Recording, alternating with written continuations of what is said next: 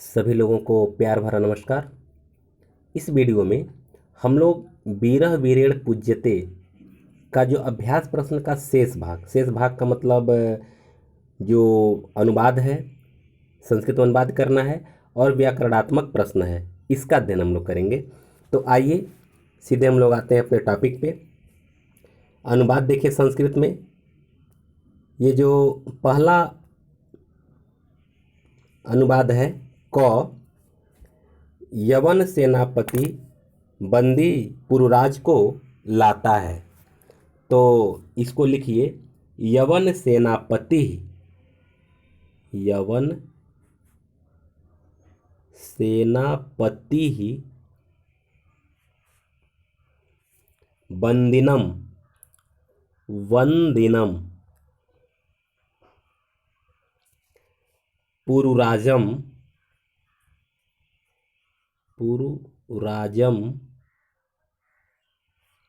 मोहलंत कर देंगे आनयति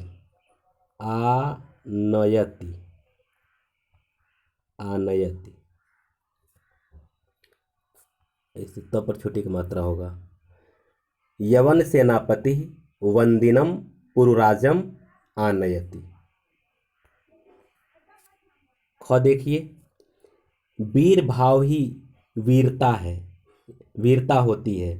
तो लिखिए वीर भावः एव, वीर भावः एव वीरता भवति, वीरता भवति। ग, वीर के द्वारा वीर पूजा जाता है। तो लिखेंगे वीरः वीरेण, वीरः वीरेण पूज्यते, पूज्यते। घ, तुम भारत को जीतना चाहते हो। तो इसको लिखिए त्वम भारतम, त्वम भारतम जेतुम इच्छसि, जेतुम इच्छसि।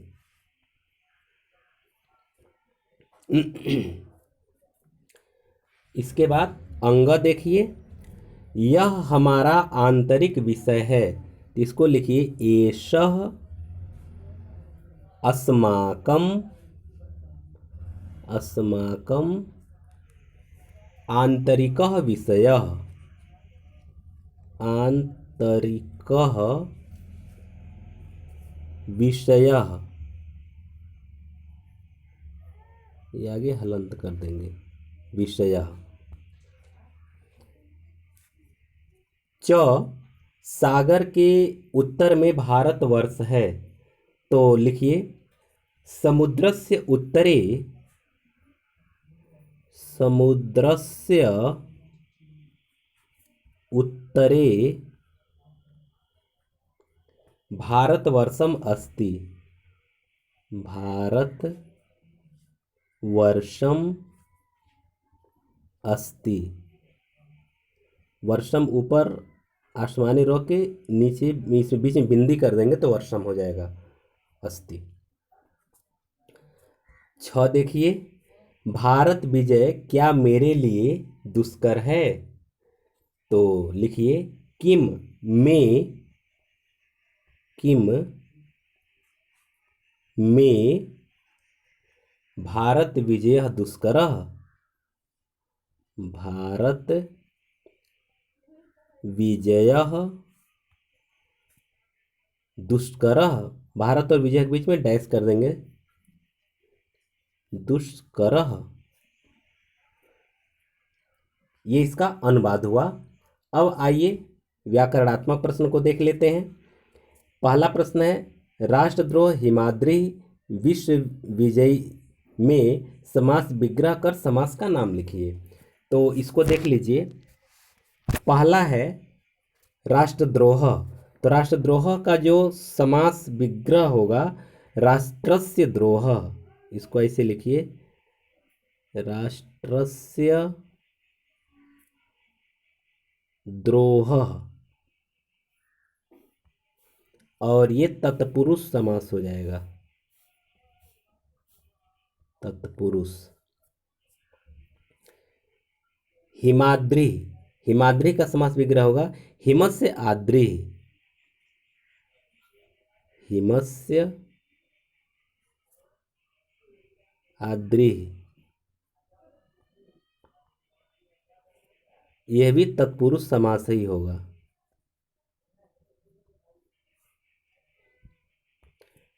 विश्व विजयी अगला है, तो इसको लिखिए विश्वस्य विजयी, विश्वस्य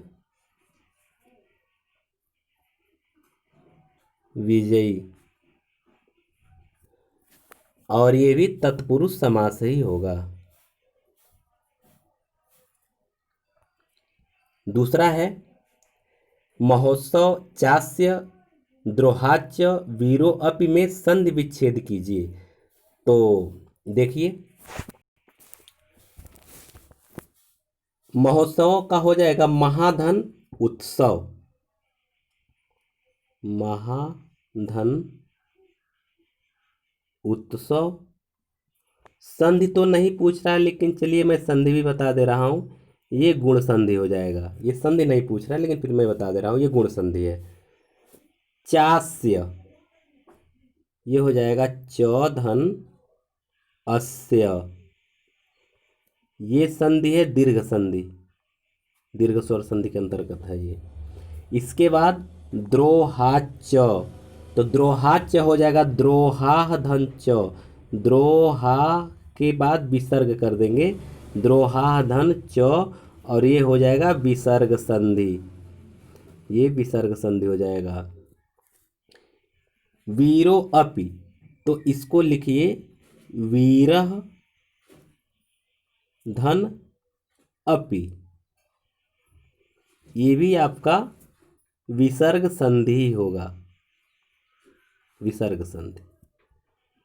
अब अगला देखा जाए तीसरा, तीसरा है पूर्वकालिक क्रिया में त्वा और ल्यप प्रत्यय जोड़कर जो शब्द पाठ में आए हों उन्हें लिखिए और उनका अर्थ बताइए। तो खैर ये तो आपको किताब से लिखने वाली बात है, लेकिन चलिए आपकी सुविधा के लिए मैं बता दे रहा हूँ कि अक्त्वा प्रत्यय जोड़ करके जो शब्द बनते हैं कैसे बनते हैं।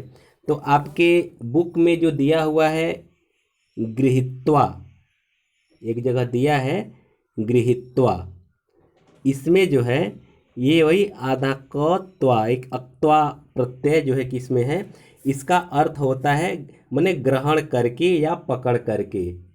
फिर आपके किताब में एक दूसरा शब्द है अग्रे कृत्वा, अग्रे कृत्वा, तो कृत्वा में ये वही त्वा प्रत्यय है।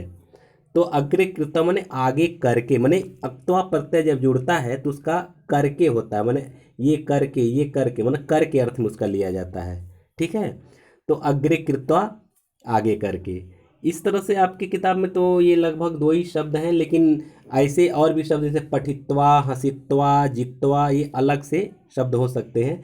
पठित्वा माने अक्त्वा प्रत्यय उसमें भी है, हसित्वा में अक्त्वा प्रत्यय है, जित्वा में अक्त्वा प्रत्यय है। यानी पठित्वा माने पढ़कर, हसित्वा माने हंसकर, जित्वा माने जीत कर, ऐसे इसका अर्थ होता है।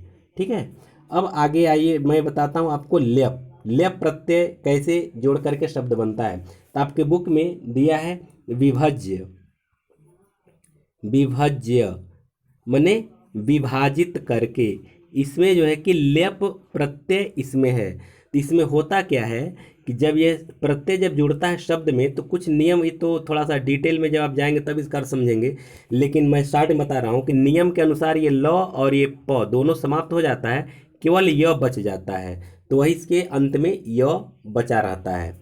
तो जैसे विभज्य, इसका भी अर्थ होता है करके ही, मतलब दोनों का अक्त्वा और लेप का अर्थ करके ही होता है।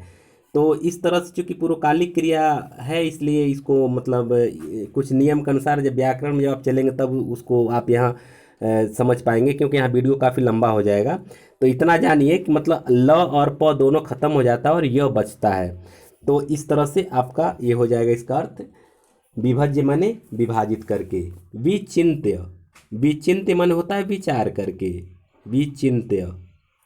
इसमें भी लेप प्रत्यय है इसमें, ठीक है। तो इसका मतलब होता है विचार करके। तो आपके बुक में तो लगभग ये दो ही शब्द हम देखें, जल्दी जल्दी में देख पाए हैं। आप चाहें तो इस तरह से और भी शब्द थोड़ा सा गहराई से ढूंढेंगे तो हो सकता है मिले, लेकिन इसके अलावा कुछ और शब्द है जो मैं आपको बता देना चाहता हूँ, जैसे परित्यज्य, विजित्य, ऐसे जिसमें त्य त्य ऐसे कुछ जो आता है लास्ट में ना, त्यज्य लास्ट में यह आ रहा है, तो आप समझ लीजिए कि उसमें लेप प्रत्यय का प्रयोग हुआ है। इसका भी अर्थ करके ही होता है। जैसे परित्यज्य मने परित्याग करके, विजित्य मने जीत करके, विचिन्त्य मने सोच करके या चिंता करके, विभज्य मने विभाजित करके, ऐसे इसका अर्थ होगा। आशा है कि आपको डिटेल समझ में आ गया होगा। अब आइए प्रश्न नंबर 4 पर। चौथा है प्राप्यस्य, भोक्ष्यसे, अस्माकं, तव।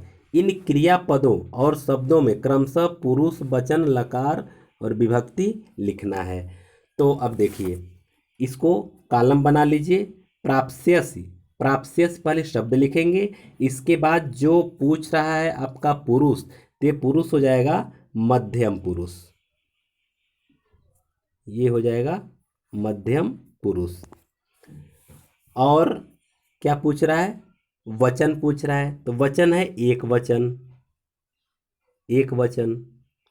और लकार माने कौन सा लकार है, तो ये जीत, जैसे प्राप्स्य माने प्राप्त करोगे, यानी कि ये भूतकाल का है, तो लिट लकार हो जाएगा, लिट लकार ये होगा। मध्यम पुरुष एक वचन, लिट लकार। भोक्ष से, यह भी जो है मध्यम पुरुष ही होगा, एक वचन ही होगा, और लिट लकार ही होगा, क्योंकि भोक्ष से मैंने भोग करोगे, ये भूतकाल का हो रहा है ना, भोग करोगे, तो यह भी जो है कि मध्यम पुरुष एक वचन और लिट लकार का ही होगा। अगला है अस्माकम। तो अस्माकम, ये देखिए, ये चूंकि ये शब्द रूप है और ये दोनों धातु रूप है, तो शब्द रूप में आप जानते हैं कि पुरुष लकार वचन ये सब नहीं होता है, केवल विभक्ति और वचन होता है। शब्द रूप में केवल विभक्ति और वचन होता है। तो अस्माकम में आपको विभक्ति और वचन ही लिखना है। तो अस्माकम आपका हो जाएगा षष्ठी विभक्ति एक वचन, षष्ठी विभक्ति हो जाएगा और एक वचन हो जाएगा, यानी हमारा, तो षष्ठी विभक्ति हो जाएगा और एक वचन हो जाएगा। तव, तव जो है यह भी षष्ठी विभक्ति और एक वचन ही होगा, षष्ठी विभक्ति एक वचन। तो इस तरह से आपका ये वीर वीरेण पूज्यते का प्रश्न अभ्यास का जितना प्रश्न है व्याकरणात्मक प्रश्न तक सब कंप्लीट होता है। आशा है कि आपको काफ़ी बेहतर ढंग से समझ में आ रहा होगा, और आप हमारे चैनल को बहुत लाइक कर रहे हैं, शेयर भी कर रहे हैं और सब्सक्राइब भी कर रहे हैं। इसी तरह से शेयर और सब्सक्राइब करते रहिए, और अपने दोस्तों से भी कहिए सब्सक्राइब करने के लिए, ताकि जो भी मैं वीडियो अपलोड करूंगा उसका नोटिफिकेशन आपके दोस्त को भी मिलता रहेगा, और उनके तक वीडियो का लिंक शेयर करते रहिए। बहुत बहुत धन्यवाद। आप लोग अब तक वीडियो को देखें और सुने, इसके लिए बहुत बहुत धन्यवाद।